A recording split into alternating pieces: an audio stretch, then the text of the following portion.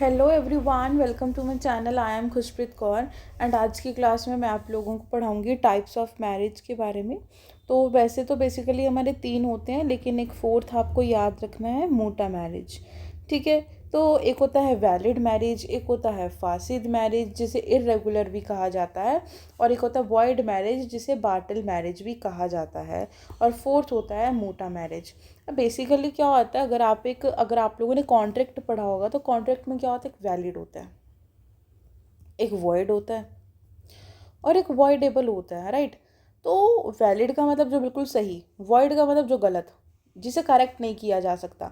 Voidable का मतलब क्या होता है कि कि एक पार्टी के ऑप्शन पर उसे क्या किया जा सकता है, उसे सही किया जा सकता है अगर वो अपनी कंसेंट दे दे। उसे क्या किया जा सकता है, उसे सही किया जा सकता है, सही किया जा सकता है अगर वो क्या दे दे, अपनी कंसेंट दे दे। तो सही मैरिज का मतलब क्या है कि अगर आप निकाह कर रहे हैं, फ्री कंसेंट है, मैरिज इस्लाम के प्रिंसिपल्स के अकॉर्डिंग हो रही है, तो उसे क्या माना जाएगा, उसे वैलिड मैरिज माना जाएगा।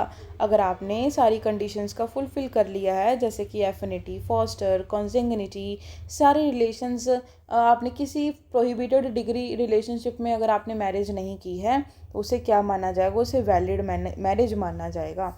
अगर आप लोगों को अभी इसमें थोड़ा डाउट आ रहा है, तो आप इसके मैरिज वाली जो कंडीशंस मैंने आपको पढ़ाई थी वो आप लेक्चर सुन सकते हैं।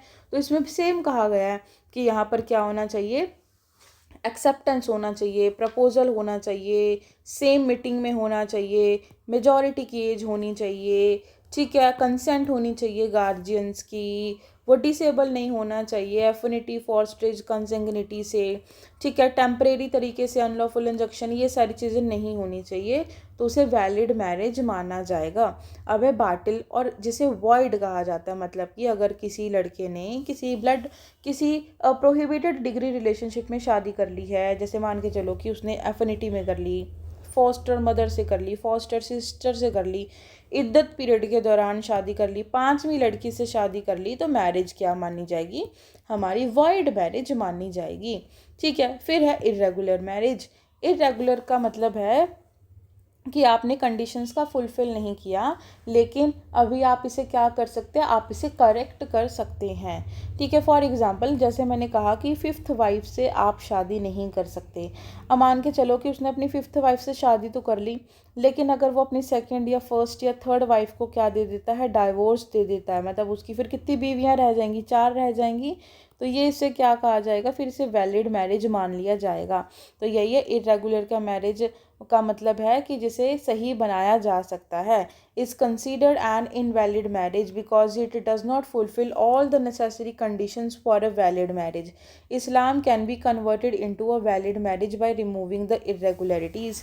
इसमें कहा गया कि जो इस्लाम जैसे इस्लाम में कहा है, जैसे मुस्लिम लॉ में कहा है, अगर आप वैसे इरेगुलरिटीज़ को रिमूव कर देते हैं तो उसे क्या, तो वो क्या बन जाएगी, तो वो वैलिड मैरिज बन जाएगी। The concept of irregular marriage is recognised only under a Sunni law. कि ये जो इरेगुलर मैरिज का कंसेप्ट है, इसे रिकॉग्नाइज किया गया है सिर्फ सुन्नी लॉ के अंदर ही। शिया लॉ में इसे does not offer an middle path between the valid and voidable. Shia law में ऐसा कुछ भी नहीं है।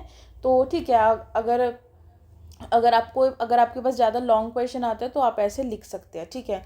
फिर है मोटा मैरिज। मोटा मैरिज क्या होता है, टेम्परेरी मैरिज, मतलब इसमें बेसिकली लड़का और लड़की दोनों जने क्या करते हैं, आपस में कॉन्ट्रैक्ट करते हैं, और दोनों जने आपस में बातचीत करते हैं कि हम एक दूसरे के साथ 2 साल तक रहेंगे, 4 साल तक रहेंगे, उसके बाद हम लोग अलग हो जाएंगे। ये कॉन्ट्रैक्ट मैरिज होती है, पूरा कॉन्ट्रैक्ट मैरिज होती है, लेकिन ये सिर्फ शिया लॉ में ही अलाउड है, ये सुन्नी लॉ में अलाउड नहीं है। इसे टेम्परेरी मैरिज कहा जाता है। Temporary union of a male and female for a specific time period after the payment of a certain consideration। इसमें कंसिडरेशन आता है, कंसेंट होना चाहिए, ऑफर होना चाहिए, एक्सेप्टेंस होना चाहिए, महर होना चाहिए, और विटनेसेस का ज़रूरी है। लेकिन ये ऑटोमेटिकली इनहेरिटेंस नहीं होगा। ज़रूरी नहीं है कि अगर आपने शादी कर ली और अभी आपकी शादी ये वाली चल रही है, मोटा मैरिज अभी चल रही है, तो ऑटोमेटिकली आपके पास प्रॉपर्टी नहीं जाएगी। ठीक है। और जो कस्टडी ऑफ जो चिल्ड्रन की जो कस्टडी है, no automatic custody of a children भी नहीं जाएगी, और स्पेसिफिक पीरियड ऑफ टाइम आपको मेंशन करना पड़ेगा। याद रखना, अगर आपने स्पेसिफिक अगर आपने specific period of a time को मेंशन नहीं किया, अगर आपने स्पेसिफिक पीरियड ऑफ टाइम को मेंशन नहीं किया ड्यूरिंग द मैरिज, देन ये जो मैरिज है इसे क्या कंसीडर किया जाएगा, इसे वैलिड मैरिज ही कंसीडर किया जाएगा। ठीक है, तो ये थे हमारे टाइप्स ऑफ मैरिज। अगर आप लोगों को हैंड रिटन या टाइप्ड नोट्स चाहिए तो आप मेरे को कांटेक्ट कर सकते हैं। उसका लिंक व्हाट्सएप का लिंक आप लोगों को मेरे यूट्यूब के चैनल पे मिल जाएगा। Thank you so much.